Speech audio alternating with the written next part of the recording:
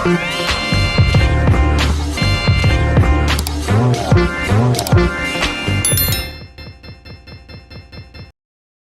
Fellowship Gereja Kabar Baik Indonesia GKB di awal tahun 2024 ini berlangsung di GKB Jemaat Antioquia, Cibinong, Bogor, Jawa Barat, pada 31 Januari 2024. Acara diawali dengan kebaktian singkat. Evangelis John Kelvin Siahaan sebagai pemusik, Pendeta Theos Purba sebagai pemandu ibadah, Pendeta Basa Siringoringo sebagai pendoa syafaat, Pendeta Yubel Tampasigi sebagai pembawa renungan firman Tuhan, dan Pendeta Mangurup Siahaan menutup dengan doa berkat.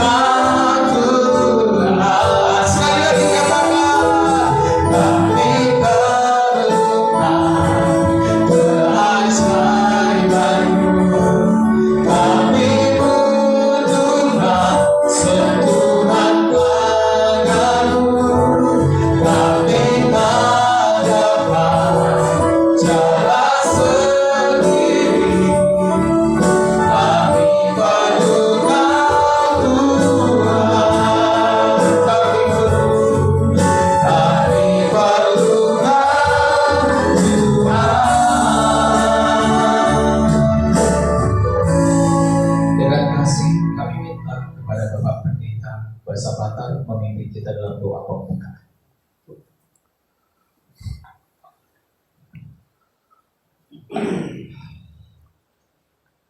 Tuhan Yesus yang baik, kami bersyukur kepadamu.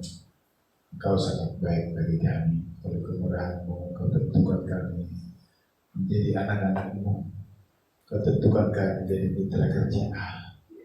Tuhan, pada siang hari ini kami akan berproses di tempat ini membicarakan mengenai apa kehendak Tuhan dalam kehidupan kami untuk menjalankan tugas yang Tuhan bebankan bagi kami, menjadi memberitakan Injil, menjalankan amanah Allah supaya banyak jiwa diselamatkan kehidupan.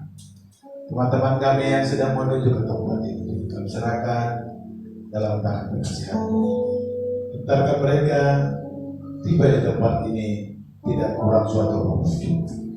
Biarlah ibadah ini pada siang hari menyenangkan hati. Dari awal pertengahan ke akhirnya, berdoa ibadah ini Tuhanlah yang memimpin, Tuhan yang memberkati. Dalam nama Yesus kami berdoa, haleluya. Semuanya percaya katakan amin.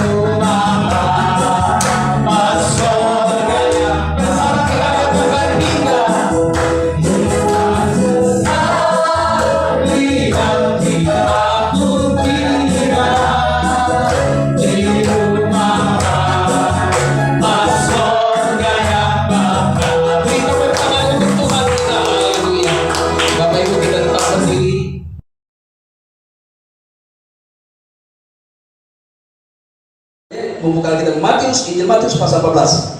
Injil Matius 14 ayat 13, 14, 15, 16. Membaca ayat 13, Bapak Ibu Saudara baca ayat yang ke-14 dan seterusnya.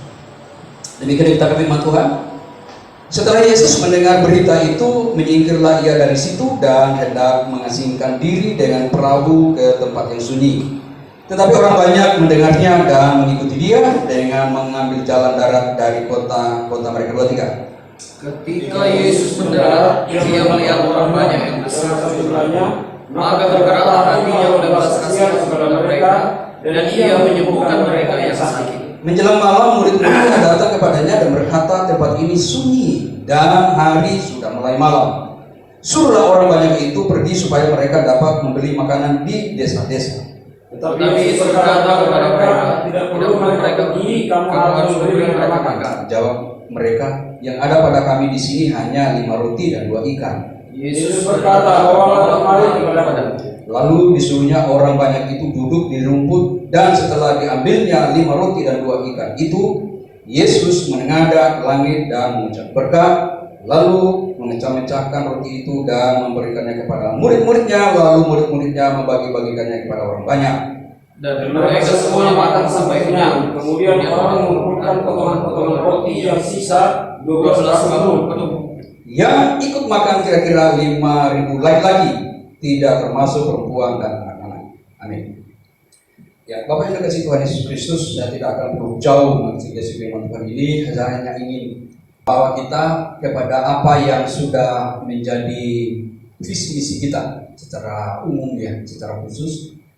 Karena waktu kita sidang waktu itu sudah menyampaikan bahwa tahun ini 2024 ini satuan itu 10 gereja harus berdiri. Ya. Nah, ini yang selalu bagi saya itu selalu terngiang-ngiang. Bagaimana caranya dan seperti apa? Lalu saya memikirkan bahwa kalau demikian cara pandang ketua kami ini, maka saya bisa pahami ternyata Tuhan Yesus pun demikian. Yang jelas ialah Pak Ketua ini pasti memikirkan apa yang dipikirkan Tuhan Yesus. Saya tertarik sekali dengan ayat yang ke-14 itu dikatakan begini, ketika Yesus mendarat, ia melihat orang banyak yang besar jumlahnya. Lalu kalimat selanjutnya ialah, maka tergeraklah hatinya oleh belas kasihan kepada mereka. Ia menyembuhkan mereka yang sakit. Kalau saya perhatikan di sini ya, bahwa kasih Yesus itu kepada orang banyak itu, sungguh-sungguh itu dilatar belakangi oleh betapa besar kasihnya. Karena tergerak hati oleh belas kasihan, meskipun sebenarnya kita lihat yang datang itu belum tentu semua yang bertobat kan. Karena kita tahu bahwa ternyata meskipun kita sudah tahu bahwa motivasi mereka mengikuti Tuhan Yesus pada waktu itu ialah ingin mujizat, ya hanya ingin mujizat, mau makan kenyang, mau disembuhkan, hanya itu. Awal mulanya hanya itu dulu dasarnya. Tetapi ternyata Yesus melihat begitu banyak orang yang membutuhkan itu, maka tergeraklah hati Yesus oleh belas kasihan. Tergerak hati oleh belas kasihan inilah, kalau memang ini sungguh-sungguh menjadi sebuah dasar melangkah untuk mendirikan 10 jemaat atau lebih, karena kita tahu bahwa mereka sangat membutuhkan. Meskipun sebenarnya mungkin boleh kita katakan mereka perlu membutuhkan Injil sepenuhnya sebenarnya. Tapi bagaimana sebenarnya di sini Tuhan Yesus menyembuhkan mereka yang sakit. Sakitnya dulu disembuhkan. Lalu kalau kita lihat selanjutnya, ayat selanjutnya itu bahwa ketika murid-muridnya berkata, aduh bagaimana ini? Mereka ini sudah banyak berkumpul di sini, mereka tidak makan, tidak minum. Lalu Yesus katakan kasih makan. Karena Yesus pada waktu itu memang mujizat ya. Kalau kita juga bisa diizinkan Tuhan begitu, kenapa enggak ya? Tetapi memang kita juga memang orang yang datang itu memang kita harus kasih makan sebenarnya. Kita puaskan dulu. Kalau saya melihat di sini jasmaninya dulu puaskan. Obati dulu itu. Meskipun sebenarnya kita tahu selanjutnya pasti banyak juga yang percaya. Nah, saya hanya berpikir apakah kita sama memang seperti hatinya Tuhan Yesus tergerak oleh belas kasihan, melihat, memandang orang-orang yang banyak itu banyak sekali yang membutuhkan. Baik yang mereka membutuhkan mujizat dulu di sini kita lihat ya. Tetapi selanjutnya ialah pasti ada yang namanya pemulihan secara rohani. Nah ini sebenarnya sesungguhnya kita sangat rindu supaya seperti hati Yesus ini yang tergerak oleh belas kasihan. Jadi gerakan belas kasihan itu bagi saya saja melampaui sebenarnya status daripada orang-orang yang banyak yang datang ini. Karena yang banyak itu pasti mereka juga banyak belum bertobat, itu pasti banyak. Tapi sudah perlu itu. Bagaimana supaya orang yang membutuhkan itu, yang sakit sembuh, yang lapar bisa dikasih makan. Jadi kasih itu sebenarnya yang menjadi dasar untuk Yesus melakukan ini, melampaui semestinya apa yang harus dia lakukan. Kadang-kadang kan kita juga begitu, ini orang ini udah bertobat atau belum? Selalu itu juga yang menjadi standar ukuran kita dulu. Tapi sebenarnya kalau saya melihat model awal mulanya ya seperti ini, pelayanan Yesus di sini, ya udah, mau banyak bagaimanapun orang, ya udah, kalau datang mereka mau semua ya sembuhkan aja. Mereka membutuhkan makanan, kita dikasih makan. Baik yang 4.000 maupun yang 5.000 maupun 4.000 ya. Nah, jadi kalau memang seperti ini ya, seperti ini model pelayanan kita, tergerak hati oleh belas kasihan ini, didasarkan oleh belas kasihan ini, melihat jiwa-jiwa itu, wah, saya rasa ya kita harus mendukung program sinode secara khusus. Ya, ini sudah menjadi program sinode ya, bukan cuma program ketua ya, tapi sudah menjadi program sinode bahwa minimal tahun ini 10 gereja. Jadi yang saya katakan ya, mari kita mendukung program ini minimal 10 gereja satu tahun ini minimal ya. Semoga dan ini menjadi dilatar belakangi oleh hati tadi yang tergerak oleh belas kasihan. Ya saya rasa, saya pikir begitu juga, bukan mau sosokan gitu, maksudnya membangun gereja banyak di sana, bukan. Tapi karena ada peluang, ada kesempatan. 10 gereja kan Pak Ketua kan? Atau minimal? Minimal. Itulah minimal. Minimal. Ya, jadi itu aja saya ingin sampaikan kepada kita sekalian.